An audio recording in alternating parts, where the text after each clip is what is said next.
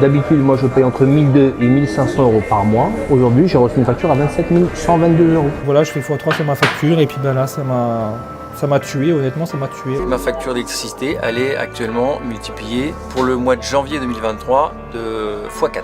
On cherche un repreneur.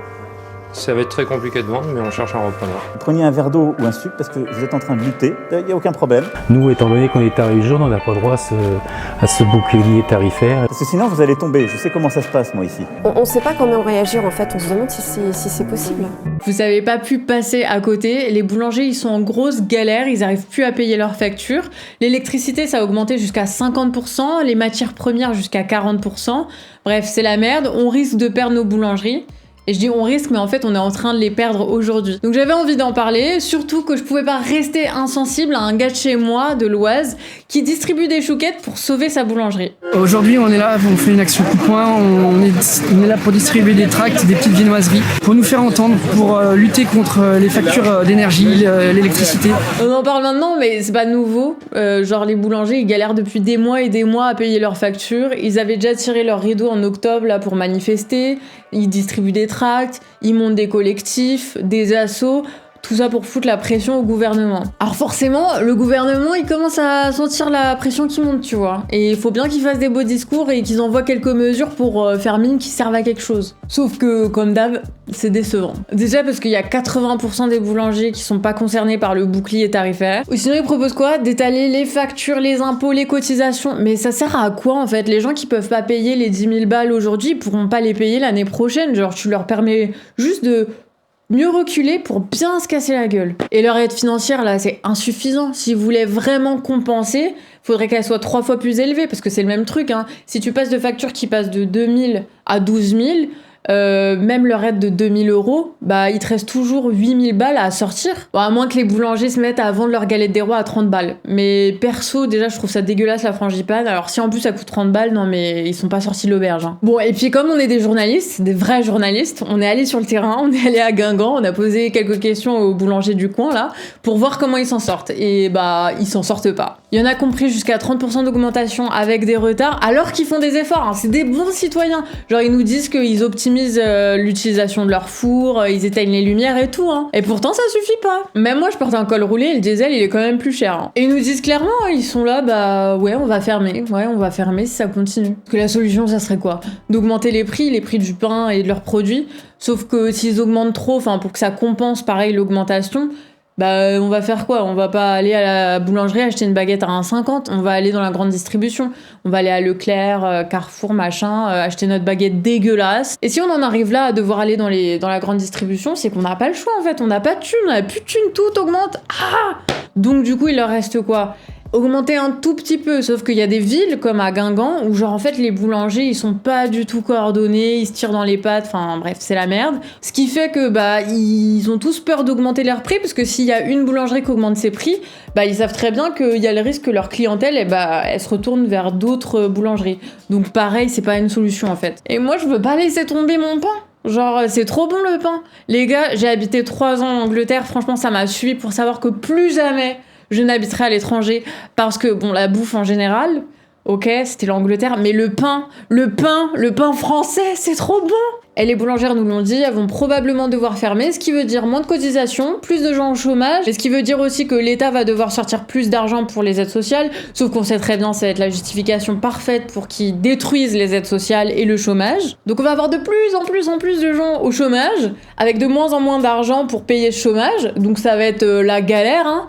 Mais on a beau s'organiser pour éviter la galère, au bout d'un moment, ça va plus le faire, les gars. Et moi, ce qui m'a marqué en parlant avec ces boulangères, c'est que vraiment, on sentait qu'il y avait un sentiment d'impuissance. Comme si, bah, on pouvait rien faire, l'État, il peut rien. Mais en fait, il faut se rappeler que tout ça, là, c'est les conséquences de choix politiques. Le gouvernement, il est responsable. Ça ne tombe pas du ciel. Cette situation ne tombe pas du ciel. Parce que rappelons-nous, hein, ça fait 10 ans qu'EDF est contraint de vendre son électricité qu'elle produit à des fournisseurs privés qui produisent zéro électricité. Zéro. Ils servent à rien. Bon, à part à pomper du fric, hein, parce que cette situation, elle a fait perdre des dizaines de milliards d'euros à EDF. Et tout cet argent perdu, bah, c'est de l'argent qui peut pas être utilisé pour le maintien des centrales nucléaires, par exemple. Et après, on nous dit, oh, attention, on va avoir des coupures d'électricité. Oh, la France ne produit plus assez d'électricité. Sans blague. Sans blague. Et puisque EDF a plus assez d'électricité pour nous, bah, il faut bien qu'ils la récupèrent pour nous la redistribuer ensuite. Mais ils sont contraints par l'Europe de le racheter sur les marchés financiers. Et bon, comme il y a la spéculation évidemment des marchés financiers, qu'il y a eu la guerre en Ukraine qui est passée par là avec ces sanctions, bah, les prix ont explosé. Mais ça a aucun sens. C'est EDF qui produit l'électricité en France et à bas coût. Donc on ne devrait pas avoir d'augmentation des prix de l'électricité en France. Donc ce qu'on paie sur nos factures et dans nos impôts hein, qui alimentent les subventions, les aides et tout ça, ça va directement dans les marchés financiers. Donc voilà où va notre argent et où va l'argent des boulangers. Et c'est exactement pour ça qu'il y a des milliers de boulangeries qui sont en train de fermer. On est en train de se faire piller, on est en train de se faire voler tout notre argent. Et si vous voulez la preuve, il y a juste à regarder les records historiques des bénéfices du CAC 40. En 2022, ils se sont fait 66 milliards de bénéfices et ils ont versé 40 milliards de dividendes. Et pendant ce temps, je le rappelle, hein, les boulangeries sont en train de fermer. Pourquoi ? Pour 10 000 balles. Donc on sait où va notre argent, on sait pourquoi, et on sait qui les laisse faire. Oui, parce que Macron, il est mignon, hein, il défend la baguette aux States, mais ça fait des années que tout ça, c'est prévisible. Et c'est encore plus scandaleux que rien n'ait été fait à partir du moment où on a su qu'il y avait la guerre en Ukraine. Ouais, ces petits gouvernements, là, alors qu'il y a eu plein de propositions de loi,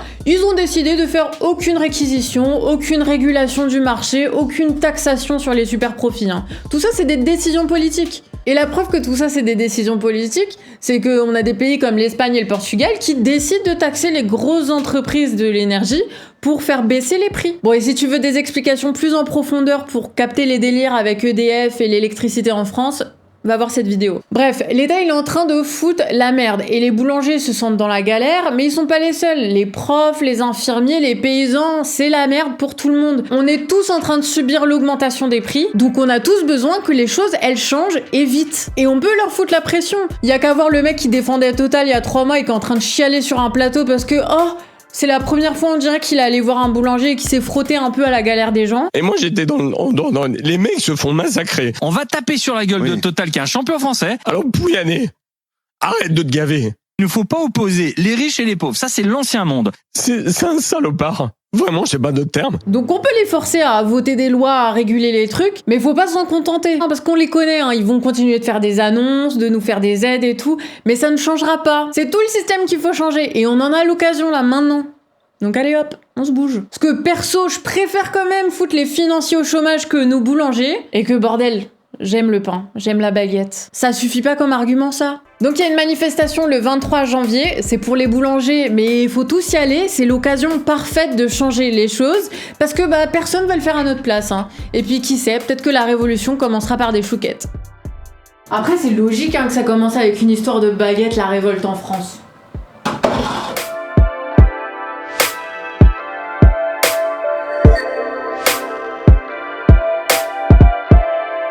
Ouais.